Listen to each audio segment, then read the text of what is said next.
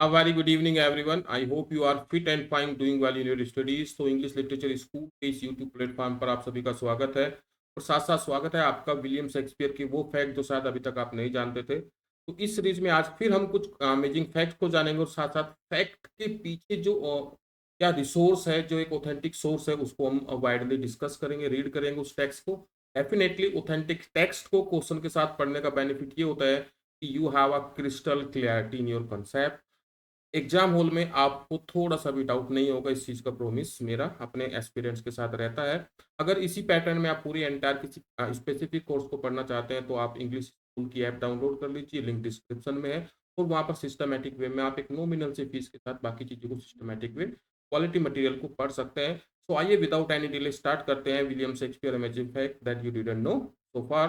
तो question number 31 को हम डिस्कस करेंगे। Question number 31, Which of the following plays by Shakespeare is called a festive comedy? ठीक है, ऑप्शंस दिए गए हैं, पूछा गया है कि इन चार ऑप्शंस में से विलियम शेक्सपियर की कौन सी कॉमेडी है जो उस कैटेगरी में रखा गया है। मॉडर्न क्रिटिक्स ने इसको रखा है फेस्टिव कॉमेडी के नाम से। और ये क्वेश्चन यूनिवर्सिटी एंट्रेंस एग्जाम में आया था पोस्ट ग्रेजुएट लेवल के लिए। ठीक है, सो मुझे रिलीवेंट लगा तो इसलिए मैंने यहाँ पर इसको इंक्लूड किया आज के सेशन में। तो ऑप्शंस में है the comedy of error, as you like it, Twelfth Night, Merry Wives of Windsor. Make your response fast. Before answering the question, I want to know your response. The Comedy of Errors साथ साथ जान लीजिए, The Shortest Comedy by Shortest Play.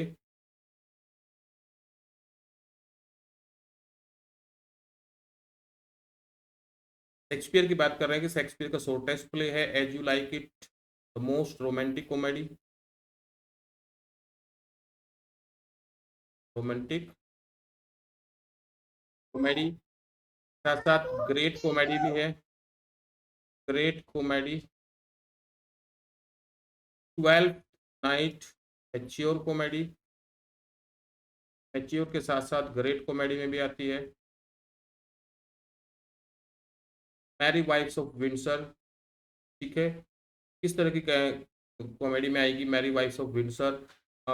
It must be taming of shrew and Merry Wives of Windsor. क्या आना चाहिए? Comedy of manners.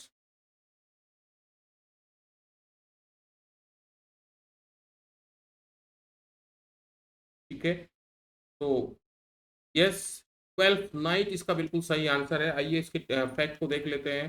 ठीक है, in this classic works acclaimed Shakespeare critic, Shakespeare के क्रिटिक रहे हैं C.L. Barber, argue that Elizabethan seasonal festival, Elizabethan age में जो latter part of the 16th century था, वहां पर कुछ फेस्टिवल्स होते थे, वो सीजनल फेस्टिवल्स होते थे। जैसे मे डे सेलिब्रेट किया जाता था, ऐसे 12th नाइट सेलिब्रेट किया जाता था। Are the key to understanding Shakespeare comedies. और शेक्सपियर की कॉमेडीज को अंडरस्टैंड करने के लिए जो सीजनल फेस्टिवल्स थे, ये एक इंपॉर्टेंट रोल प्ले करते हैं। तो उसी इन लोकल फेस्टिवल, सीजनल फेस्टिवल के बेसिस पर शेक्सपियर ने कुछ कॉमेडीज को प्रेजेंट किया है और क्रिटिक ने उसको फेस्टिव कॉमेडीज की कैटेगरी में रखा है। तो इसमें हमारा जो प्ले है 12th नाइट, और जिसका सब टाइटल है वट यू, इसका सब टाइटल है, ये पॉइंट भी आप नोट कर लीजिएगा। आई होप पहले से जानते थे आप। ठीक है, तो anthropology, social history and literary criticism में बार trace the inward journey and psychological body spiritual of the comedy, इसके सारे एस्पेक्ट को उन्होंने जानने की कोशिश की। From confusion, resources, laughter, etching, desire and aggression, ये सारे फीचर्स इस 12th नाइट के, टू हार्मनी। 12th नाइट को इस कैटेगरी में रखा गया है। 12th नाइट अपने आप में एक मेच्योर कॉमेडी है। ठीक है, साथ साथ ग्रेट कॉमेडी में भी आती है। बट अल्टीमेटली ये क्वेश्चन एंट्रेंस एग्जाम में आया है, तो डेफिनेटली जो एग्जामिनर है तो उसके लिए एक रिलेवेंट क्वेश्चन लगा। तो आपके इस एग्जाम में भी ये हो सकता है, जो आपका अपकमिंग एग्जाम है। तो C is the correct answer, 12th night. और 12th नाइट अपियर हुई थी 1600 में। साथ साथ एक और फैक्ट जान लीजिए, this is a farewell play, farewell play to मर्थ।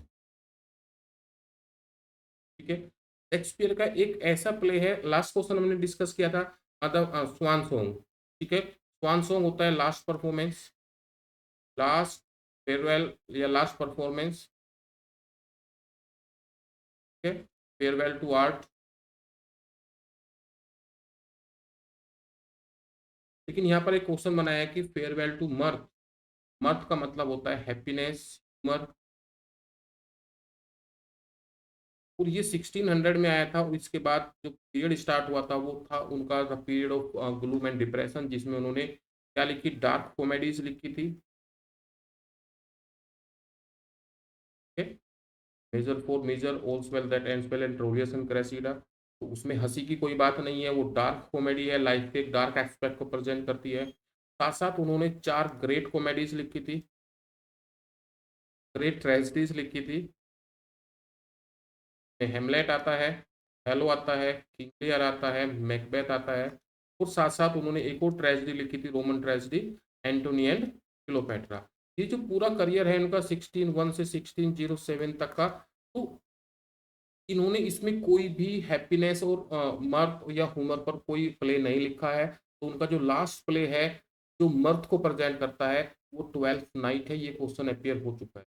इसके बाद इन्होंने 4 ड्रामेटिक रोमांस लिखे थे। और ड्रामेटिक रोमांस में क्या होता है, ड्रामेटिक रोमांस लिखे थे, पेरिक्लस, पलीन, Winter's Tale and The Tempest. और ये इसमें ट्रेजिक कॉमेडी के एलिमेंट होते हैं, तो इसमें भी ह्यूमर नहीं है। ठीक है, तो आप देख पाएंगे कि इसमें फेस्टे है, मालवोलियो है, ठीक है, वगैरह वगैरह, जो क्लाउन है जिस तरह से वो विट और ह्यूमर को प्रेजेंट करते हैं, तो इसके बाद किसी प्ले में वो नहीं आया। तो 12th night is a farewell play to mirth. साथ साथ ये रोमांटिक सॉरी क्या फेस्टिव कॉमेडी भी है, ग्रेट कॉमेडी भी है, मेच्योर कॉमेडी भी है, और इसका ईयर 1600 है। चलिए मूव करते हैं क्वेश्चन नंबर 32। इतनी इन्फॉर्मेशन काफी है, जल्दी से लाइक एंड शेयर कर दीजिए। This play is to me, ठीक है, ओपिनियन है किसी का। This play is to me the most point painful, से रेदर द ओनली पेनफुल। केवल मेरे लिए ही पेनफुल नहीं है, फिर के सभी प्लेस में सबसे पेनफुल है। Part of his genius works, जितने भी उसके जीनियस वर्क है, सभी 37 प्लेस उसके जीनियस वर्क्स है। ये जीनियस व्यक्ति था और उसके सभी वर्क क्या जीनियस जीनियस वर्क है। और उसमें से मेरे लिए ये मोस्ट पेनफुल, और यू आप क्या कहें द ओनली पेनफुल, उतना पेनफुल और कोई नहीं है play. This remark is about which Shakespeare play, Shakespeare के किस प्ले के बारे में रिमार्क है। क्वेश्चन हैशटैग कर देता हूँ, जल्दी से मुझे रेस्पॉन्ड कर दीजिए, कमेंट सेक्शन में बता दीजिए कि क्या आपको इसका आंसर पहले से मालूम था। मालूम था तो आपकी तैयारी बिल्कुल अच्छे लेवल पर।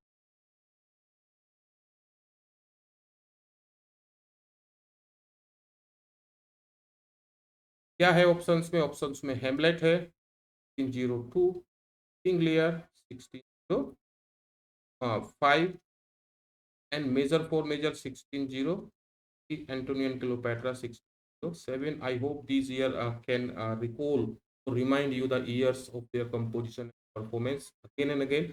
थोड़ा आपके लिए रिलीवेंट हो जाएगा। तो मेक इट फास्ट। कि मेरे लिए सबसे पेनफुल और rather the only painful genius works, और शेक्सपियर के कौन से वर्क की यहाँ बात हो रही है, 37 में से कौन से प्ले की यहाँ बात हो रही है। ऑप्शन में 4 है, Hamlet, the great tragedy, King Lear, the great tragedy, Measure for Measure, problem play, Antony and Cleopatra Roman play है, ठीक है, और ट्रेजेडी है। चलिए हम आंसर इसका डिस्कस नहीं कर रहे हैं, सीधा आपको फैक्ट पर ले जाते हैं। ठीक है, ये टेक्स्ट है एस.टी. कोलरिज का,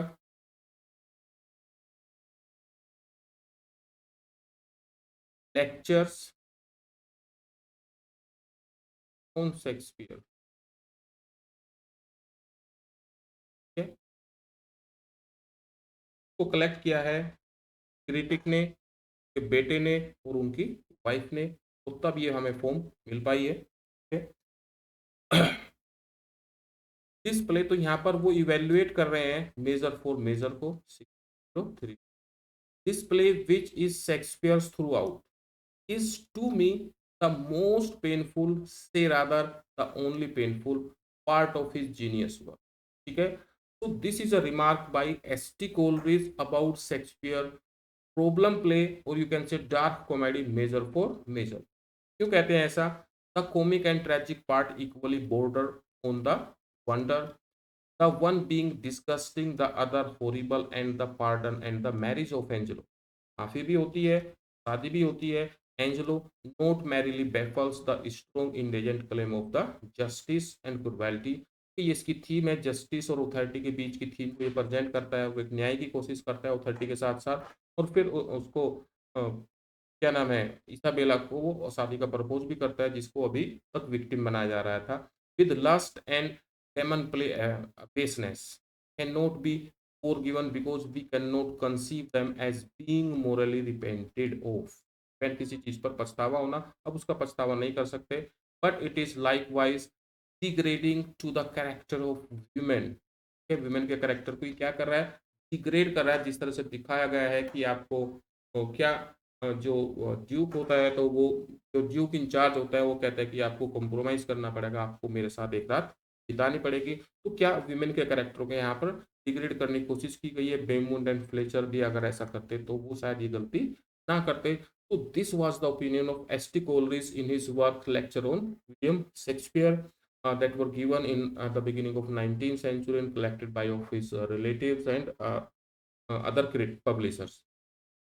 तो आंसर बिल्कुल क्लियर है। तो एस.टी. कोलरिज का रिमार्क है, एक तो ये देख लीजिएगा। क्रिटिकल रिमार्क में भी आ जाता है कि शेक्सपियर के किस प्ले के बारे में एस.टी. कोलरिज ने ये बोला है, और ये चीज शेक्सपियर के बारे में किसने बोली है, तो वहां पर भी एस.टी. कोलरिज आ जाएगा। ये बोला है मेजर फॉर, मेजर के बारे में जो पूरा कंसेप्ट, जो थीम और उसमें जो घटनाएं है, उस बेसिस पर कहना कि most painful and the only painful of his genius work. Got it? Clarity है? एग्जाम हॉल में क्वेश्चन आएगा तो जरा सा भी डाउट आपको नहीं होगा, आई होप सो। देखिए इसके पीछे का रीजन क्या है कि जब हम टेक्स्ट को साथ साथ पढ़ते हैं, देखिए हम अपने जो कोर्सेज है हमारे, उसमें हम ऐसे ही करते हैं कि टेक्स्ट को साथ साथ एक्सप्लेन करते हैं। तो जब चीज़ों को देखते हैं ना, उसको विजुअलाइज करते हैं, पिक्चर देखते हैं, जो मैसेज हम देखी हुई चीज़ों से हमारे माइंड तक जाता है वो ज़्यादा स्ट्रॉन्ग होती है। वो जो नर्व्स होते हैं, वो जो नसें होती है वो ज़्यादा स्ट्रॉन्ग होते हैं, इसलिए देखी हुई चीज़ें ज़्यादा याद रहती है रेदर देन सुनी हुई चीज़। ठीक है? कभी कभी क्या होता है कि आपने देखा कि आपको देखा हुआ लग रहा है कि मैंने कहीं देखा, लेकिन आपका नाम याद नहीं आ रहा, क्योंकि चेहरे को आपने देखा था, नाम को केवल सुना था, इसलिए चेहरा आपको याद आ गया कि आप, मैं आपको जानता हूँ लेकिन नाम याद नहीं आ रहा। ठीक है? तो कभी ऐसा हुआ है कि आपका नाम सुना हुआ लग रहा है लेकिन चेहरा याद नहीं आ रहा है? तो इसलिए इमेज टेक्स्ट, ठीक है, क्योंकि आप कॉम्पिटिटिव एग्जाम को फेस करने जा रहे हैं, वहां पर डिस्क्रिप्टिव चीजें नहीं लिखनी ताकि आप कर तो रिकॉल कर बनाकर लिख दो।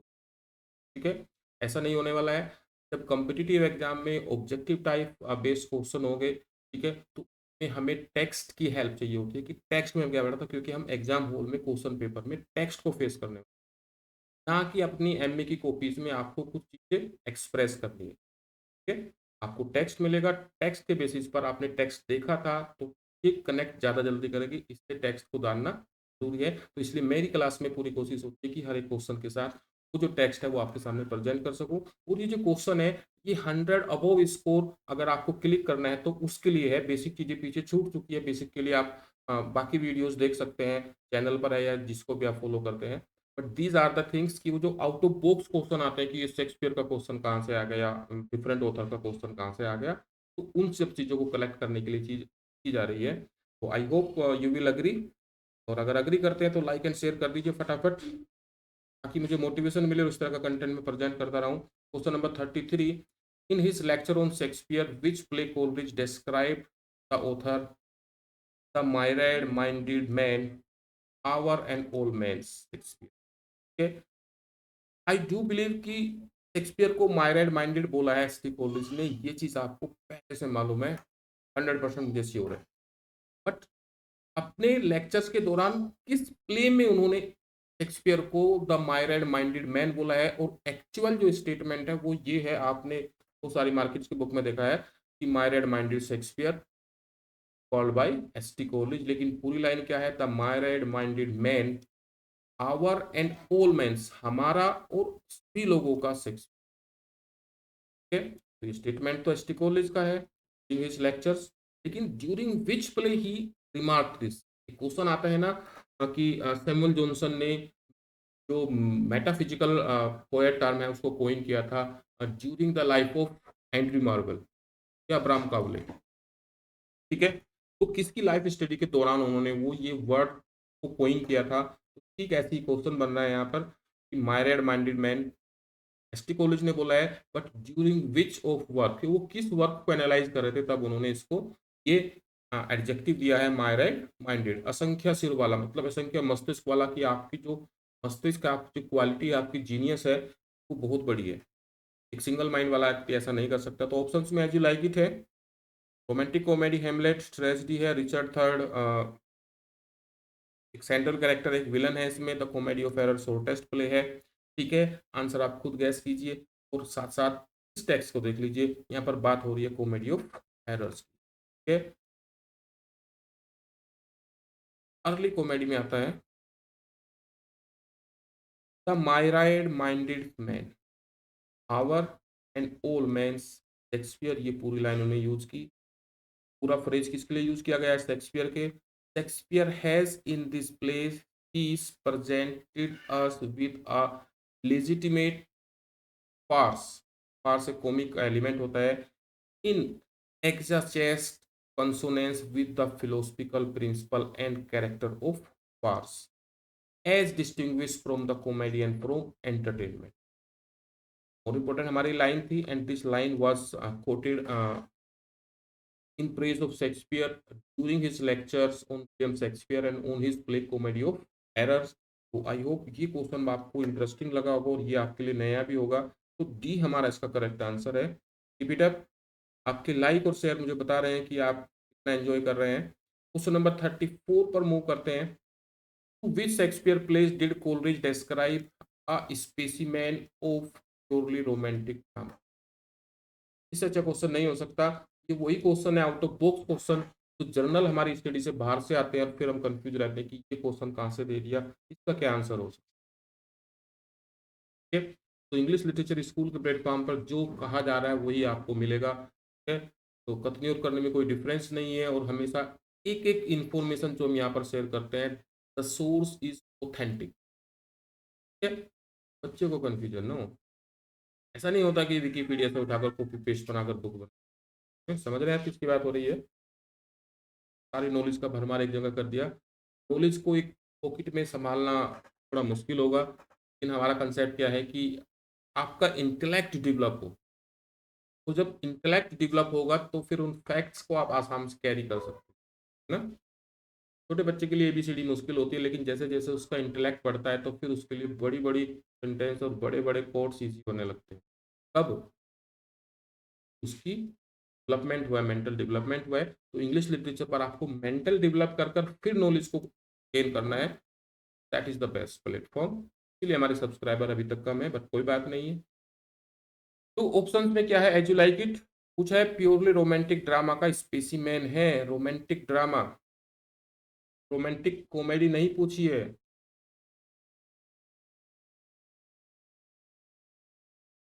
रोमांटिक कॉमेडी नहीं है। आई होप हमने बिल्कुल क्लियर है। रोमांटिक एंड क्लासिकल ड्रामा, और साथ साथ romantic drama versus romantic comedy, जिसके फादर ओरिजिनेटर माने जाते हैं रॉबर्ट ग्रीन। शेक्सपियर की as you like it, Midsummer Night Dream romantic comedy में आती है, लेकिन यहाँ पर पूछा है रोमांटिक ड्रामा का स्पेसिमेन है, एक परफेक्ट एग्जाम्पल है।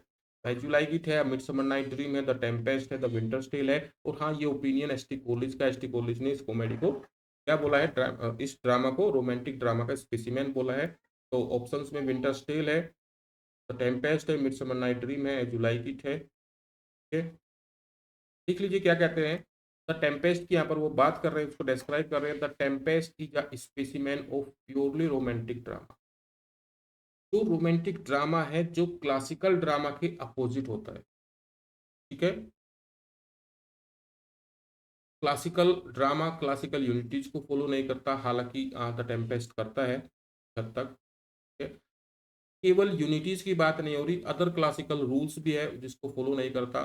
तो उस तरह के ड्रामा को रोमांटिक ड्रामा बोला जाता है, जो यूनिवर्सिटी और शेक्सपियर ने प्रेजेंट किए। ठीक है, लेकिन अपवाद क्या है कि जो टेम्पेस्ट को स्पेसिमेन ऑफ रोमांटिक ड्रामा बोल रहे हैं, ये कुछ हद तक थ्री यूनिटीज तो फॉलो करता है, बट स्टिल कॉलेज ने कहा है कि this is the specimen of purely romantic drama. किस बेसिस पर कहा है? कि जब वो अपने फैंसी और इमेजिनेशन का कंसेप्ट जो था, उसके बेसिस पर कहा है कि ये प्योर एक इमेजिनेशन की प्रेजेंटेशन है। प्रोस्पेरो का जादू, एरियल, एरियल के सॉन्ग्स, वो जो टेम्पेस्ट आता है, शिपरैक जिसके कारण होता है, उसमें डूबता कोई नहीं है। ठीक है, केवल सब कर जाते हैं। फर्डिनेंड सबसे पहले वहां आता है, कैसे इसको कैप्चर किया जाता है, प्रोटाइज किया जाता है, साइकोरैक की क्या कहानी है, जो प्लॉट होता है, जो फिल्म का होता है, जो ट्रैंकुलो और बाकी लोग मिलकर करते हैं। ठीक है, तो उनको तो गाने की आवाज आती है। तो अल्टीमेटली वो जो मैजिक पावर है, ये सब चीज क्या है, शेक्सपियर की इमेजिनेशन है। और एसटी कॉलेज ने इमेजिनेशन को एक डीपर फैकल्टी बोला है माइंड की, रेदर देन द फैंसी। तो उस इमेजिनेशन की बेसिस पर बोला है कि this is the perfect example of romantic drama में इमेजिनेशन बहुत अच्छे लेवल की प्रेजेंट की है। तो in which the interest is not historical, ये ऐतिहासिक चीज को प्रेजेंट कर रहा है, dependent upon the fidelity of portrait literature and the natural connection of the events. लेकिन इंपॉर्टेंट चीज क्या है वो यहाँ पर है, but is a birth of imagination, ये कल्पना का एक शुरुआत है, उसका जन्म है।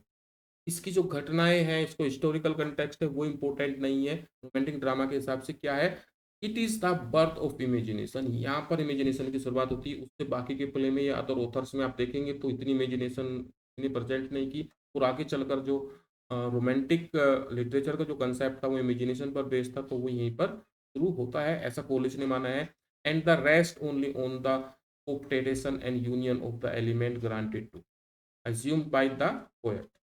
तो वही is a species of drama which owns no allegiance to time, space, and in which therefore error of chronology and geography no mortal sin in any। okay? मानवीय दोस्तों किसी भी स्पीसीज में दिखाई नहीं गए हैं, are venial faults and count of. It addresses itself entirely to the imaginative faculty, ये तो पूरी तरह से काल्पनिक फैकल्टी को रिप्रेजेंट कर रहा है शेक्सपियर का प्ले। प्रोस्पेरो को जो कैरेक्टर है वो इतना स्ट्रोंग, इतना मैजिक, इतना स्ट्रोंग दिखाया गया कि वो वास्तव में रियल लाइफ में तो पॉसिबल है ही नहीं। तो it is the presentation, it is the element of imagination and this is the birth of imagination. और इन सब एस्पेक्ट पर एसटी कॉलेज ने टेम्पेस्ट को एक perfect specimen of romantic drama. आप फैंसी इमेजिनेशन कंसेप्ट से तो आप फेमिलियर होंगे, जो एसटी कॉलेज ने अपने बायोग्राफी लिटरेरी 1817 में दिया था। तो उस एज ए क्रिटिक उन्होंने इस टेम्पेस्ट को इस तरह से एनालाइज किया, और उन बेसिस पर अपनी इमेजिनेशन के बेसिस पर उन्होंने शेक्सपियर की इमेजिनेशन पावर के बेसिस पर इसको एक perfect example of romantic drama बोला है। तो answer is very obvious, the Tempest को एसटी कॉलेज ने बोला है। तो ये क्रिटिकल रिमार्क हुआ, उस हिसाब से आपको ये समझना होगा और याद भी। एसटी कॉलेज ने बोला है, एसटी कॉलेज ने बोला है द टेम्पेस्ट के बारे में, इस बेसिस पर बोला है वो हमने डिस्कस कर लिया। Question number 35, one of the Shakespeare princess, Shakespeare में कुछ प्रिंसेस दिखाए गए शेक्सपियर के प्लेस में in his English history, historical place को रिप्रेजेंट कर रहा है इंग्लिश हिस्ट्री। प्रिंस हॉल, उनमें से एक कौन है, Prince hall become the crown of England, वो इंग्लैंड का राजा बनता है अंडर द टाइटल, और जब उसका टाइटल क्या होता है आपको ये बताना है। इसी क्वेश्चन है कैरेक्टर के बारे में, प्रिंस हॉल का कैरेक्टर है इस प्ले में, आप सोच लीजिए। लेकिन जब वो राजा बनता है तो उसका टाइटल क्या होता है, टाइटल क्या होता है, हेनरी फोर्थ होता है, हेनरी फिफ्थ होता है, हेनरी सिक्स होता है, हेनरी एट होता है। ये सभी हेनरी सीरीज शेक्सपियर ने प्रेजेंट की है। तो जो प्रिंस हॉल है, प्रिंस का कैरेक्टर है, वो इस टाइटल के साथ इंग्लैंड का राजा बनता है। आई होप गैस करना बिल्कुल इजी होगा, क्योंकि क्वेश्चन एक बिल्कुल मॉडरेट है। अगर आप फेमिलियर इनके प्लेस के कैरेक्टर से तो उसको आसानी से कर लेंगे, otherwise you need on characters Shakespeare drama.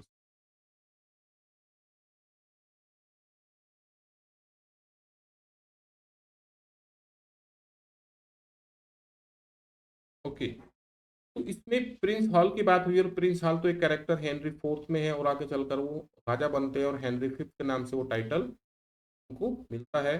तो देख लीजिए, हेनरी फोर्थ पार्ट वन और पार्ट टू के जो डेविड डेची के अकॉर्डिंग 97-98 में आए थे, so Shakespeare combining the political with the comic, political और कॉमिक का दोनों को कॉम्बिनेशन है in a new and striking manner. The central theme is in the education of prince Hal, का दिक्सा है हेनरी फोर्थ सन, जो हेनरी फोर्थ का बेटा है, एंड लेटर हेनरी फिफ्थ, और बाद में वो हेनरी फिफ्थ के नाम से राजा बनता है।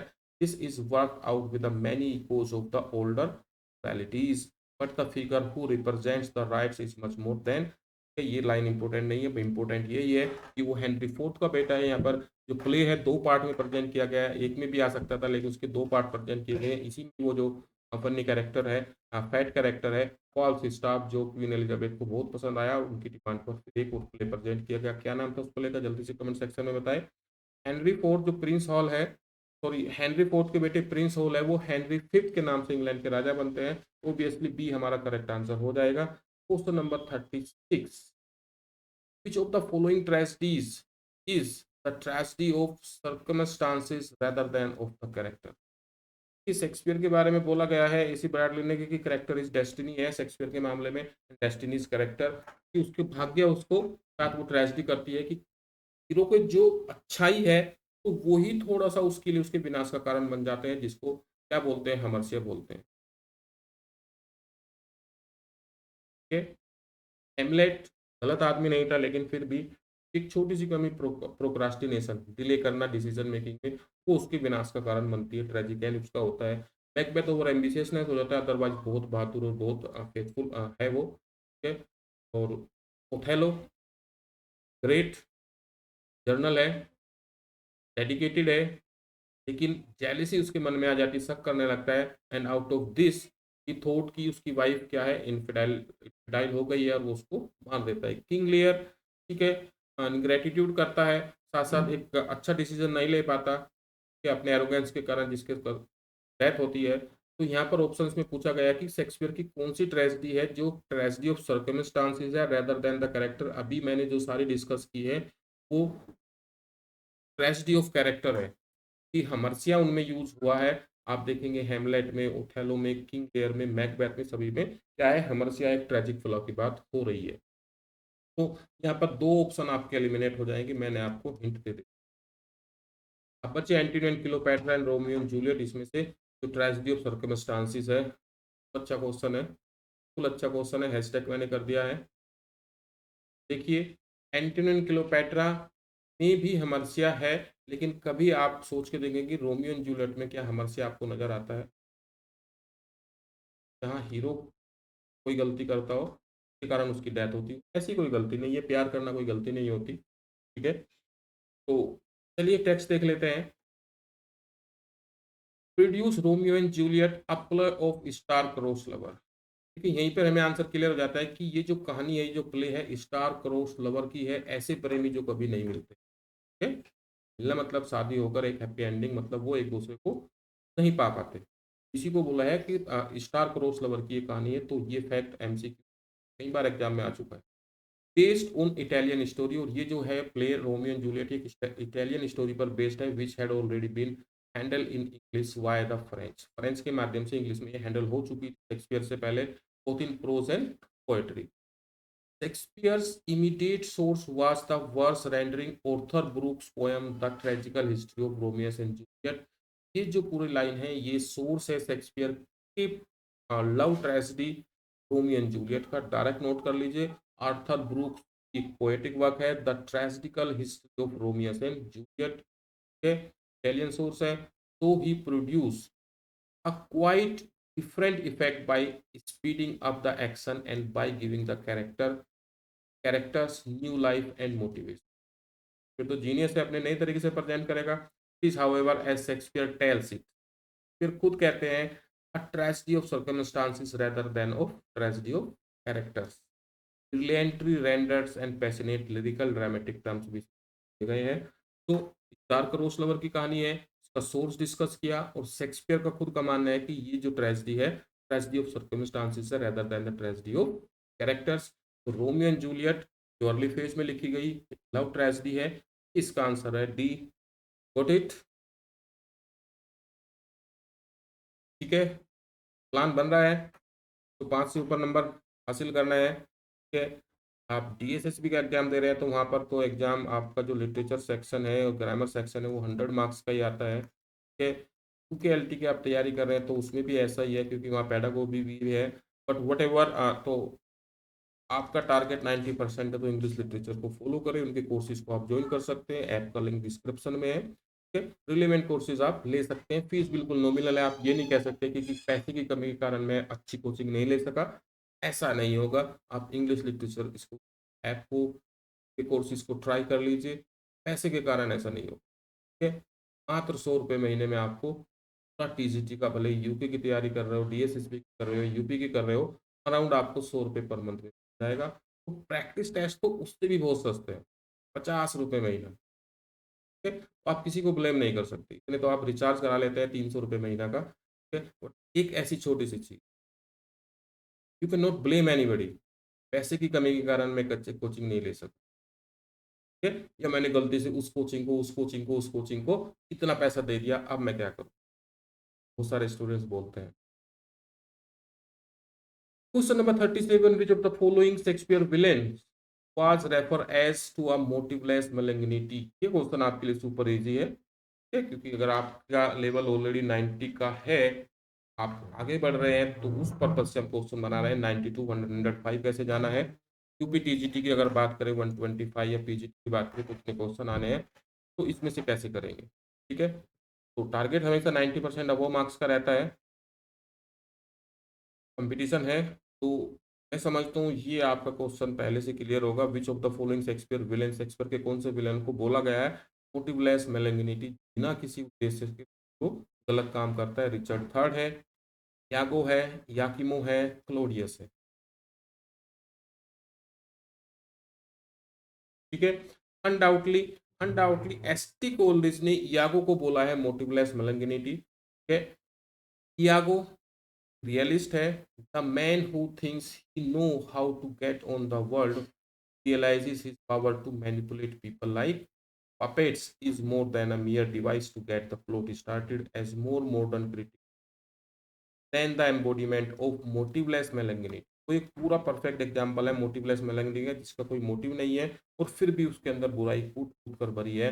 दैट कोलरिज सा, जो कोलरिज ने देखा है during his lectures on Shakespeare and during his analysis of the play Othello, one of the great tragedy में, तो उन्होंने इसको डिस्क्राइब किया जैसे शेक्सपियर को मैरिड माइंडेड बोला है, तो इयागो को उन्होंने अपने इस लेक्चर्स में, अपने नोट्स में क्या लिखा है, अपने नोट्स जब वो प्रिपेयर करते हैं तो उनके नोट्स में इयागो को इसी नाम से मेंशन उन्होंने किया है, ठीक है। क्या मोटिवलेस मेलेंगनी, तो एसटी कोलिस ने यागो को मोटिवलेस मेलेंगनिटी बोला है, ठीक है। तो क्लियर है कि that's it about today's session. We covered 37, okay. So if you want the quality material from the authentic source, authentic books, don't forget to like and share the video more and more. जितना हो सकता है इतना share कीजिए, so it will empower me to present you more quality content. Thank you everyone.